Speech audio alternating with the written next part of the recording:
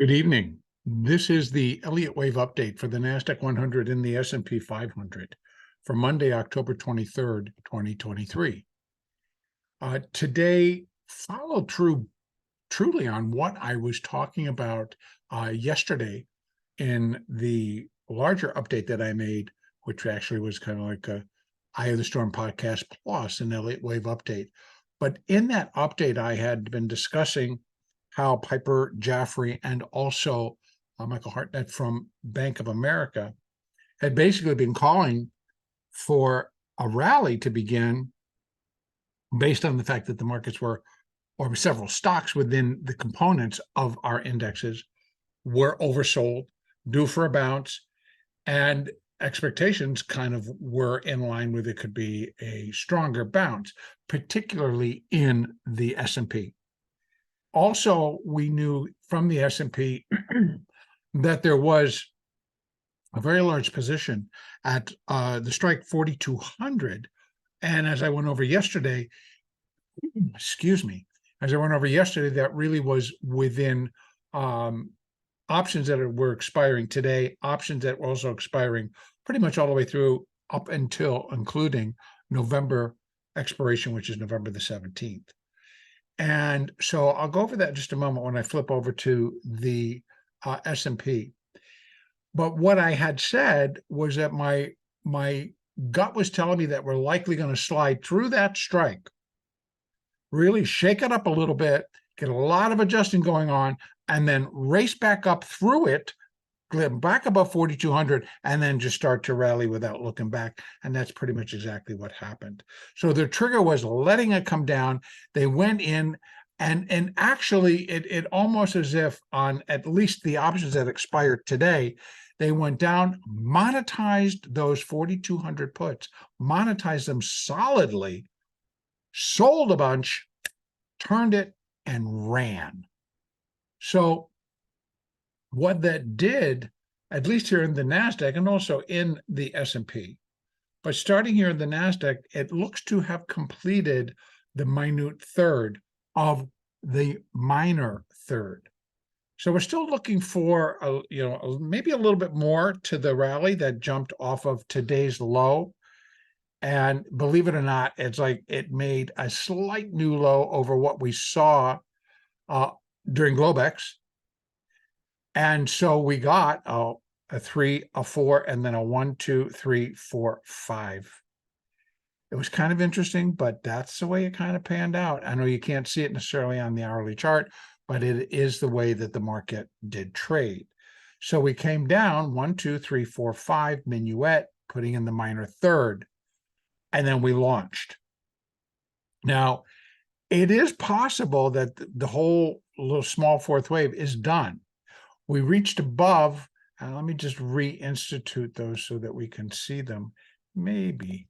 You see, we got above 0.382, traded back below it. So the 38.2%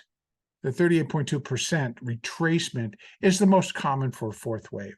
We got up above it, came back below it, and whether or not this is a completed move will really affect what comes next.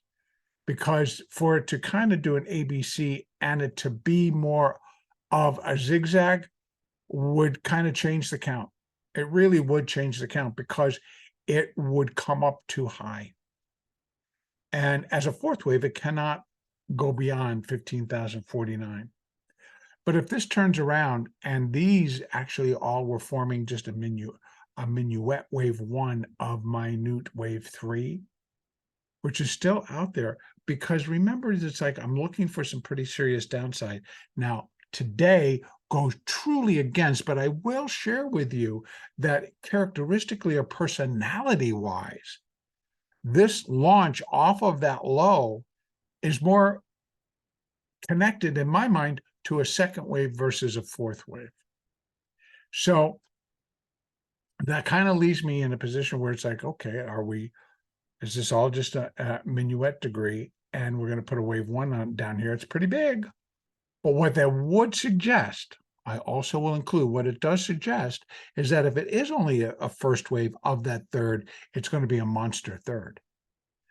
And so I would have to immediately go out here to the 4 hours chart, pull this open, and it would be a monster third wave. And we'd be looking for this thing to just kind of nosedive, eventually ending up in terms of an intermediate third, and even a minor third would end up way down towards these levels.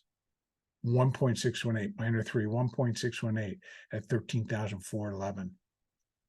If indeed this is only 1, we get a 2, and then it just nosedives 3, 4, and a 5 coming down into here. So yeah, that is possible. Again, remember, everything that sits on the outside of all this rally today that we saw in the NASDAQ, and it sustained itself, there's the fact that we have, a lot of earnings this week. So with that in mind, it's like, okay, what do you guys really want to do? You really think that again? And as you can tell, it's like, you'll take a look at Netflix. Netflix, I thought would give it up. I thought there's no reason for it to have 400. But no, they improved on it. Goes to 406, and they're bidding it up after the bell. So again, it's like, okay, tough to figure out. But again, when things are algorithmically controlled, which they are, and quantitatively traded, which they are, then it becomes a premium game. It's selling premium in the options, and that's what's going to control the underlying. So as I've discussed several times before, we really become where we're deciding whether, well, what's really in charge here? Are the derivatives in charge of the underlying, or the underlying really controlling the derivatives? And I believe that it's now the derivatives. Because what happens within the options, particularly 0 DTE options, and then just the weekly options, we're constantly working towards, from Monday to Friday, pinning. Where are we starting on Monday? What's coming up? Where are we going to pin it on Friday? So it ceases to kind of get rid of macro traders. It appears that way, I should say. So in any case, keeping it to a technical picture, I'm leaving that open as to whether we're going to get a much larger third, or whether this is going to be complete and we're going to get a 4 and a 5. And we get a decent minor third wave where it comes down below here so that it will become the longest wave. And then that really what kicks in later on down the road is the minor fifth. And I would expect like the minor fifth to do a super extension. So it's either going to be here, or we're going to get a little bit later. Because, you kind of go on one hand to say, well, I don't know. I think that this rally is not done. So we'll see. Because one thing that I noticed that was very interesting is that the Dow rallied pretty nicely, but then gave most of it up into the end of the day. The S&P only regained, because it was actually down up until the bell, because of what was happening across the board within the Russell and in the Dow. But what dragged it back up was the upticks that we saw in the NASDAQ. So again, how much of each is going to really carry the other? So we're going to still play it, but I'm going to leave this as that, if anything, if we start to come back down and we actually start to break below 14,512, obviously, then I'm going to say whatever this is done, and we're coming into the next leg down. Then I would be able to connect some fibs from here to here, so we could get something where that fifth wave is going to come in. If it does it all by itself and I don't connect, then we're looking for at least below 14,197. So it's going to be a pretty large. Although the third wave right now is about 800 points. And from here down to here would be 600 to 700 points. So it could fit. And I'd be looking for a little bit more. So again, it's very questionable. We're just going to have to let the market be the market and tell us, and then we'll fill in the blanks. Ultimately, though, the wave pattern continues to show that we have additional downside, regardless of what, or regardless of what the market mood might be, the switch, and suddenly like, okay, we are going to go up. The fact that, as I said yesterday in the S&P, that once we start to break below minor wave 1, in the S&P, and I'm going to go there very shortly, it's going to change. It's not going to be where we're going to make a run for the roses. So to finish up here, I am looking for continued downside. We might still get a little bit of a rally up within this corrective phase. So it's not conclusive as to whether, I mean, I can take it down to the 15-minute chart, and you can see if we go inside, we got that, but then we have this. So this could be A, that could be a B, and that could be a C, all done, and I move this back over to here. So all going to still be interesting. And we got a ever slight little irregular in a B, and then we ran in a C wave and just went to the moon. So yep, it could be done. And if it is, then I'm just looking for this as like 1, 2, 3, 4, get a 5, 3 up, start knocking it down and get ourselves back below. Now, one quick peek over at the daily chart, because that's where we keep tabs on our moving averages. And we see we've still got that daily 200 sitting at 14,247. And I do suspect, it's going to get broken. And whether it happens within the third or whether it happens within the fifth, I believe when it does, we'll get that final good push. And that push will bring us into alignment of needing or desiring more out of the minor third than just equality. So I think I can get it because it's going to come down here and break below that daily 200, give us a nice little shove, and then we put in another rally. So again, we shall see how this all plays out. Over in the S&P, pretty much, well, I'll start here so we can take a look at our moving averages. Nothing in spectacular. I was hoping that today we would have gotten that 20 below the daily 200. Again, simple moving averages here. But we didn't. Just kind of come down and they're kind of grouped together and going to try to move sideways. If we turn lower with any strength, then I would think that, yep, we go ahead and it drops and we get that additional break below 4,200 via the SPX, 4,206, and then again 4,200 via the ES, which will kind of seal the deal on that wall or that put wall or whatever we want to call it at the 4,200 level. The major support still kind of there. Quick update on that. Let's go take a look. Over here, we're looking at the ES. Again, we're looking down here at the 4,200s, and you can see 24,000. So there was only 6, and then suddenly 24,000 showed up. So something got, usually they kind of added to it by likely shorting it when the market drifted down, at least in the ES, drifted down towards 4,200. That was pretty big. Now, again, we're going to go out to November the 17th. They don't mark it as clearly as they used to. Thursday, Wednesday, Friday, week 2, Friday, week 3. Okay. So this would be the 4,200 lineup. And you can see, well, they pushed a lot of it right into here. But again, a lot of that came on the decline down. More importantly, let's quickly go over and just take a look at those options. That same strike price. All right, come on. There you go. And the SPX, which is, of course, our cash market. So again, we had today. So those options, look at that, 62,000. 5,000 coming in, 62,000 traded. And they just nailed all of these all the way up. These were like deep. The low was 41.89, high 42.55. They just monetized these and then just got out of the way, monetized all of them, and then got out of the way and just took that money and ran. It was pretty wild to watch because the turn was very strong and it moved very quickly. So these volumes, the 62,000, a lot of it just came one trade, boom, pushed it through, and we're done. So don't know how happy people were But now let's take a look at the 17th and see how that kind of came in today. So the 4,200, see 38,000, only less than 6,000, we'll call it 6,000 out of the 38.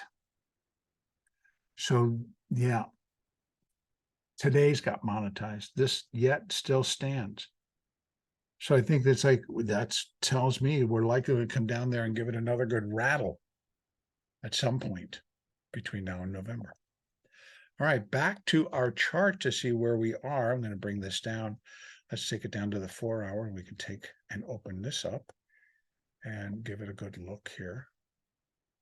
So here as well, now I've marked it as 3, minute 3, and it's much cleaner. It's kind of clean here.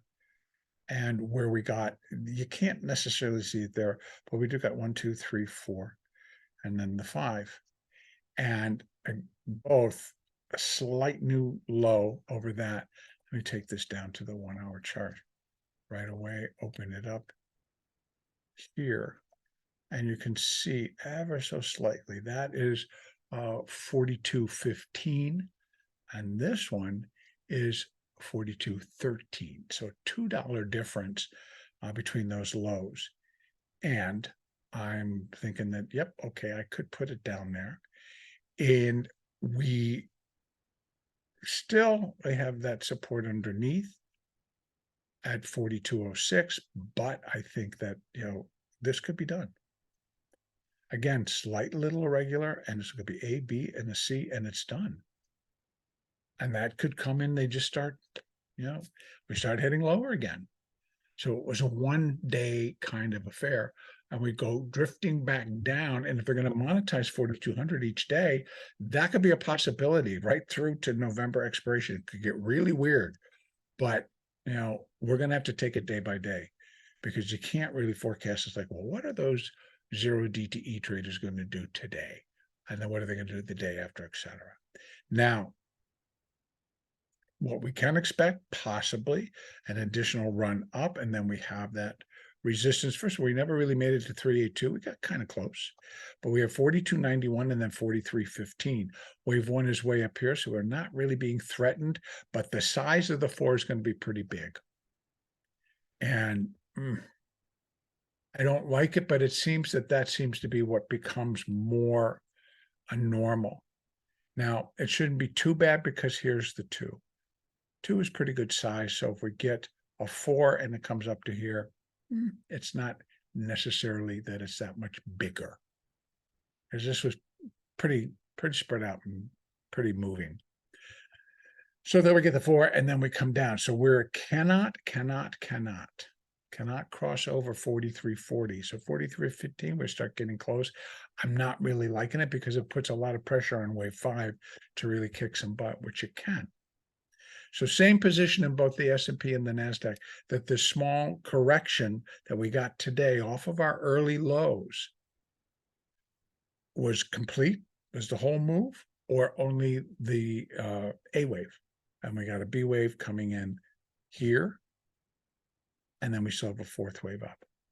So again, that is where I'm going to leave that. Moving average wise, I think I just went over it, but let's do it again. Make sure I've got it all covered. Yep, the 20, I'm looking for it to break. And that really is it. Now today, I do just want to talk about and show you, it was incredible. And I'm going to have to come all the way down to my hourly. See this move, look at that. This is the 10-year yield chart. So this was 5%. It poked its nose above 5% during the Globex session. Kind of sat up there, hung out up there, and then suddenly at about 11 o'clock Eastern, buyers moved into the 10-year note, and there was a mad dash to grab yield, to lock in yield, and it went so fast. That is an impressive drop in the yield. It dropped over 18 basis points, basically. That's what it is, 18, 19 basis points. that this dropped. The Fed's only been hiking 25 basis points at a clip. It was pretty wild. Now, this again, let's take a look at the 10-year note. There was the rally.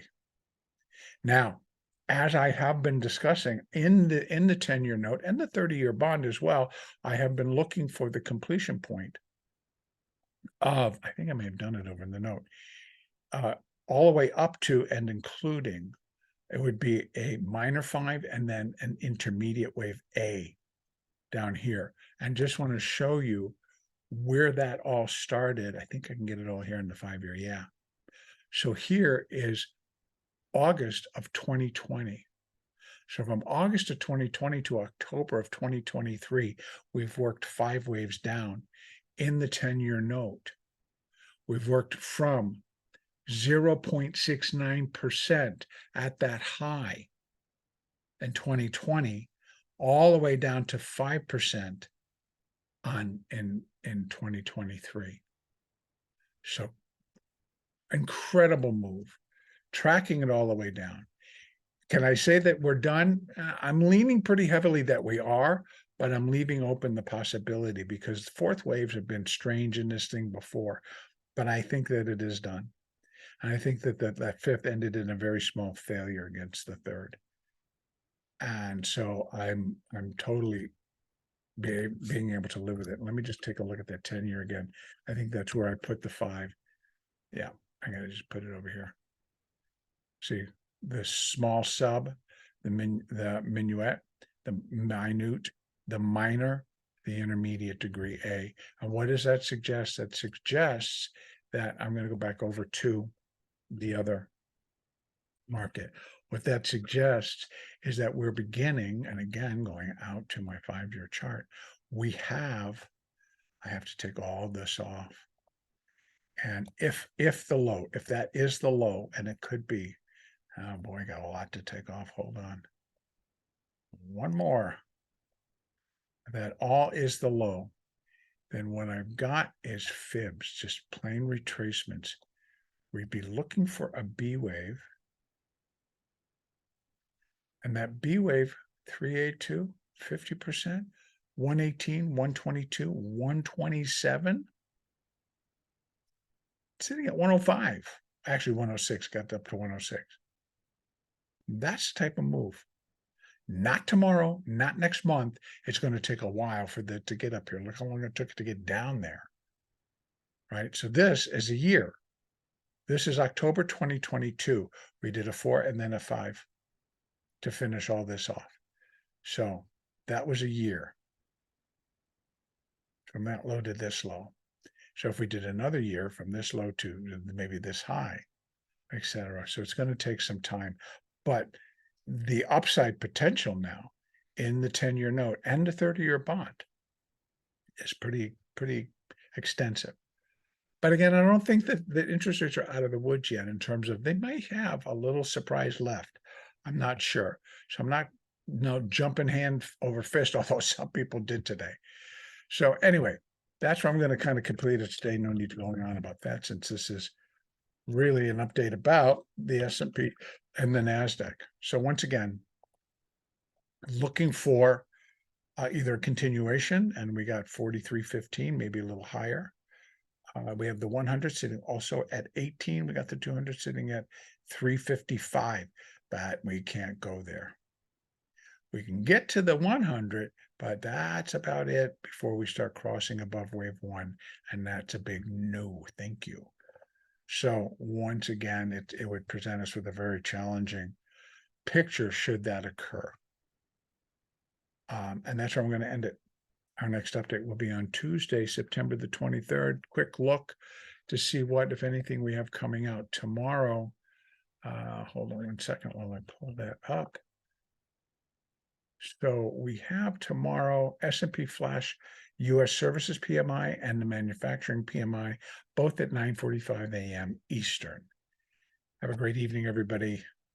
Be back tomorrow.